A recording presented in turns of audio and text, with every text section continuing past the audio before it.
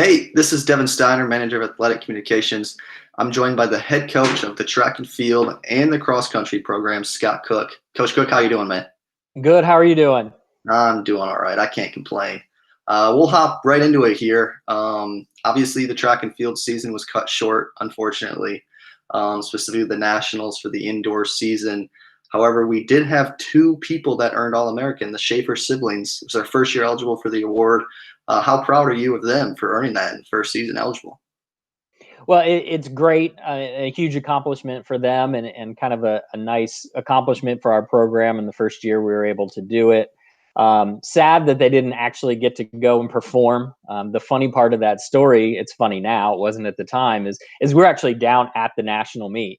And we had gone through the practice the day before. We had gone through the coaches meeting, and myself and some of our throws coaches, we went out to Walgreens to get some Gatorade and got the text that the meet was canceled. So we put the Gatorade back on the shelf and left and went back to the hotel and spent the next couple hours on the phone trying to get travel arrangements home. So, but yeah, great for them. I'm glad that the Coaches Association kind of stepped up and went ahead and awarded those student athletes because everyone that qualified for the meet was very deserving of the award.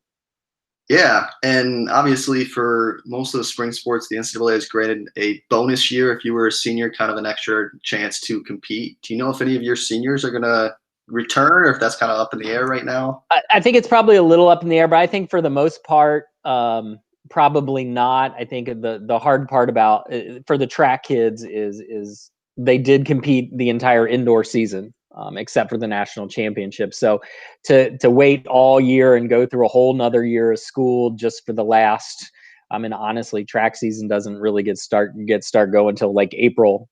To go through a whole year for another 5 or 6 weeks, it just we're fortunate that a lot of our student athletes are very good academically, and a lot of them had job offers already, and it's too bad for them, but we're happy to see them open the next chapter of their life. Do you know if there's going to be any changes for your specific sports with cross country or track and field as far as practices or competitions, or is that just all conversations happening? It's all conversation. The NCAA kind of released a statement and kind of like a plan for a lot of fall sports about a week or two ago that, basically it's like, well, if things are looking good, then we can start as normal. And plan B would be if things aren't as good, maybe we can start like mid-September. And if that's not working out, there's a plan to start October. So just, I mean, having important conversations about what'll work. Specifically to cross country, things I've heard are there's been talk about staggered starts, limiting the number of teams that could come to a meet.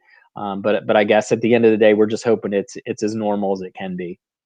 Yeah, and last question here before I let you go. What are you excited about most for the next season? Obviously, a new year always brings new things, new challenges, new excitement.